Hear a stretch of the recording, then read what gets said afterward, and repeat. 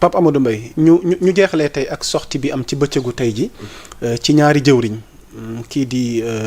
maître Ngagne Demba Touré ak Jean-Michel Sène mu mel ni coowal débat ci yenn question d'actualité jëm ci ëllëg réew mi parce que Thierno Alassane am na lu mu sàkkoon ci diggante mook Ousmane Sonko gis nga argument yi mu avancé waaye mel na ni tey ñii génn nañ tey indiwaat ay leeral ci tolluwaay réew mi surtout ci wàllu sujet énergie bi tey noo jàngatee sortie Jean-Michel Sène ak ki nga xamante ne moom mooy maître Ngagne Demba Touré jëm ci Thierno Alassane Sall. Bon, c'est juste une manière, en tout cas,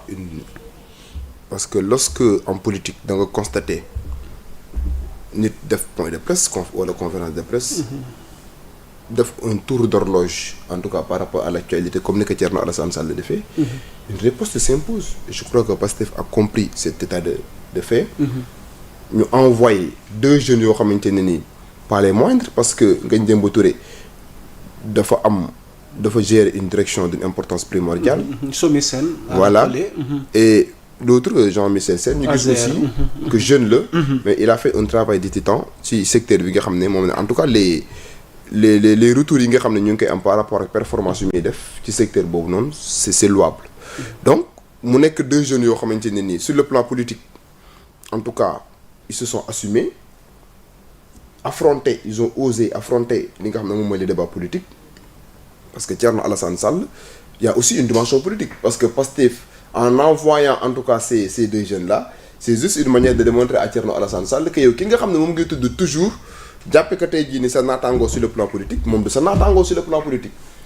ñun dinañ la envoyer des jeunes yoo xamante ne ils seront à la hauteur en tout cas des débats pour mën a épiloguer pour mën a converger ak yow sur des questions yi nga xam ne yow soulevé nga ko à travers ta conférence de presse. Donc c'est juste en tout cas une réponse politique boo xamante ne il fallait le faire parce que la nature a horreur du vide et que communication Sénégal am na benn dayoo boo xamante ne benn importance boo xam ne boo bàyyee sa adversaire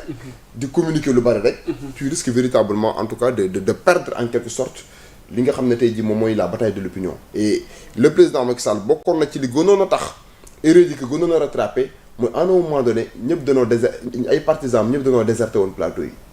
Pastef occupé woon le débat public peut-être leçon boobu noonu la Pastef tiré en tout cas de son accession au pouvoir donc saa bu opposition bi génnee def ay sorties à leur niveau ñu envoyé des jeunes brillants des jeunes yoo xam ne ils se sont assumés des jeunes yoo xamante ne ni c'est des références en tout cas ci li domaine d'activité yi nga xam ne ni ci lañ nekk Ngagne Demba Touré et Jean-Michel Sène donc et je crois que la riposte a été faite de la plus belle des manières avec des arguments à l'appui donc démontrer Sénégalais que nous sommes là non seulement pour la rupture mais nous sommes là en tout cas pour apporter des solutions aux préoccupations les plus élémentaires de la population dans les domaines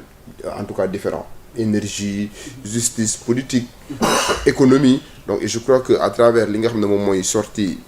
ñaari jeunes yooyu noonu donc def organiser la riposte de la plus belle des manières mais moom aussi à son niveau Thierno Alassane Sall il ne veut pas lâcher en tout cas le morceau parce que moom li mu jàpp pour ma terminer ci ak yow mooy moom Ousmane Sonko la war a toogal débat waaw mais xam nga Ousmane Sonko yow noo gisee débat boobu Thierno Alassane ak Ousmane Sonko débat boobu je ne pense pas que dina mas a am pour la bonne et simple raison que ku xam Ousmane Sonko xam ne il ne va pas en tout cas tomber bas en quelque sorte di dem di débattre ak ki nga xam ne moom mooy Thierno Alassane Sall à partir du moment constaté nañ ne am na ci ay ñoñam ñoo xamante ne nii mën nañ ko def et l'opposition en boycottant la dernière en tout cas sortie du PM au sein de l'Assemblée nationale avec la question d'actualité mais foofu moo nekkoon l'endroit propice l'endroit idéal pour discuter des questions brûlantes de l'heure des questions d'intérêt majeur comme on a l'habitude de le dire mais mënoo buude foofu noonu ba pare ñëw ci réseaux sociaux yi di wax du n'importe quoi je crois que l'Assemblée nationale c'est l'endroit c'est l'institution par excellence boo xamante ne nii war nañ fa engager un débat politique un débat digne de son nom ñu mën a gindi askan wi par rapport à des questions yoo xam ne c'est des questions d'intérêt majeur mais bi leen Ousmane Sonko woowee Assemblée nationale ñoom ils ont boudé danoo daw ils ont préféré en tout cas jouer li ñu tuddee la politique de l'autruche dem en tout cas ci réseaux sociaux yi inonder les réseaux sociaux pour di tontonte ak Ousmane Sonko yaakaar naa ne Ousmane Sonko ne va jamais tomber en tout cas si bas pour dem di discuter avec des gens yoo xamante ne ni amuñu une légitimité politique amuñu une certaine représentativité sur la scène sur véritablement le landerneau politique du Sénégal. Doyen Abdoulaye. Bon, je pense que Ngagne Demba, Jean-Michel, eux aussi ils ont lancé un défi à Thierno. Léegi on attendra de voir si Thierno Alassane Sall dina relever ce défi là. est-ce que doo delluwaat ci plateau yi wala moom internautes yaa ngi may interpellant ne ma namm nañ la nga dellu toog sama place gi pour organiser. non mais Sonko Thierno Alassane wala Thierno Alassane ak ñaari. mooy Jean-Michel ak bële yow ban moo la ci gën a. parce que bon le plateau de Sénégal c'est avec Yamoussa. déedéet c'est niveau boobu moom attanu ma ko. c'est vraiment kii ñu koy wax ne c'est vraiment approprié. mais li ci ëpp solo mais qu'est-ce qu'il faut retenir waaw li ci ëpp solo. ci coow li quoi waaw li ci ëpp solo mooy en réalité sortie contre sortie la. et que véritablement les jeunes de Pastef ont apporté une réplique politique à la sortie politique de Thierno Alassane Sall. Voilà maintenant moom li muy yuuxu comme par exemple que ni dafa soxla débat on a besoin de ces débats là très sincèrement. Qu'il y ait des débats entre des ténors politiques il le faut nécessairement pour relever le niveau du débat. mais moom ba mu boycotté Assemblée nationale defe naa ni foofu nag la pour man c'est une faute politique c'est une erreur politique parce que ba mu boycotté Assemblée nationale warul woon seetaan Assemblée nationale bay dégg ni Ousmane Sonko mi ngi koy waxu dialogue waxu face à face parce que yaa boycotté en tant que parlementaire du peuple donc je pense que waroo boycotté ba pare toog di naan sa café di déglu di xew lu xew Assemblée nationale mais quand même il faut nécessairement que l'on aille dans le sens d'organiser des débats entre des ténors de la scène politique sénégalaise et ça permettrait en réalité ñu génn ci carcan bi nga xam ne c'est véritablement souvent la médiocrité qui est mise en avant. alors pour terminer waxtu wi dab nañu. oui bëggoon naa am sa xalaat ci ki nga xamante ne moom mooy Alioune Tine proposition de dialogue bi mu jàpp ni Macky Sonko ak Diomaye war nañoo toog autour d'une table. bon je crois que dialogue est-ce que y a matière à aller vers ce dialogue là je pense que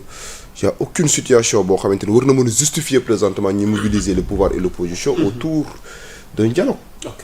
dialogue en général bu ñu mësaan di constater dialogue rek mooy c'est parce qu'on a constaté des situations de crise et que pour décrisper un peu la situation ñu woote dialogue waxtaan sur des questions d'intérêt majeur essayer de trouver une conciliation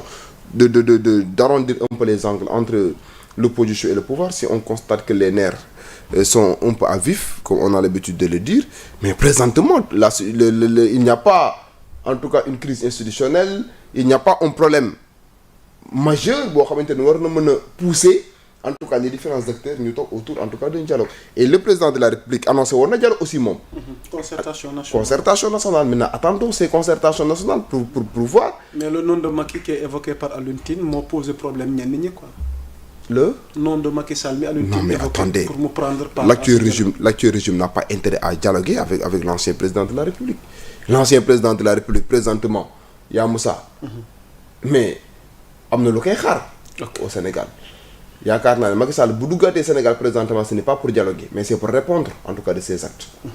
ça moom ça coule de source. Si le président de la République retourne au Sénégal ce n'est pas pour dialoguer mais c'est pour véritablement répondre en tout cas de ses actes puisque présentement ñu ngi envisager dans l'avenir situation bi nga xamante ne nii économique bi mu dugal Sénégal à travers en tout cas à travers véritablement des montages financiers yoo xam ne concocté woon nañ ko au sommet de l'État mu jural ñu en tout cas mu jural en tout cas suñu finance publique yi une santé financière en tout cas alarmante je crois que l'ancien président de la République moom donc il ne peut pas être cité en exemple dans la situation actuelle du Sénégal. jërëjëf Pape Amadou Mbaye jërëjëf doyen Abdoulaye Mbow bu fekkee amoo looy dolli ci dernier point bi. amoon nañ mbégte vraiment tawfeex ak taysiir di la jëfalaat di la masawu doyen. waaw tawfeex si ñëpp waaw Ndioba Gueye depuis Canada maa ngi lay jaajëfal ci topp ngeen ñuy bàyyi xel Kulim Diouma vous étiez nombreux à nous suivre Bàccu Kool fële ca Richard Toll ànd koog Modou Mbeng Pël Bara Jaxate ca Mbar ak askanu Mbar gi yëpp ñu ngi leen di bàyyi xel vraiment gis nañ ñaan yi ak jàppale bi et tamit ki nga xamante ne moom mooy Pape Amadou Mbaye namoon nañ ko lool c'est toujours un plaisir ñuy ànd ak moom ci jotaay waxtaan yu ni mel ngir waxtaane tolluwaay réew mi waa régie mënuñu tàggoo tabaay ñu leen xel l'équipe de choc l'équipe technique Ismaël Yankouba mafia bi yéen ñëpp ñu ngi leen di bàyyi xel Malick Djily Mbaye di leen nuyu coordination bi junior moom it duñ ko fàtte madame Ndiaye ba ca bopp kër ga monsieur Ndiaye ñëpp ñu ngi leen di nuyu di leen jox seen wàccuwaay d'ici là portez-vous bien l'actualité est en continu sur Sénégal 7 ak suñu mboolem plateforme di leen baaluwaat ak encore une fois Pape Mor Kane jaa ngeen jëf wasalaam ca Ndar jaa ngeen jëf waaw.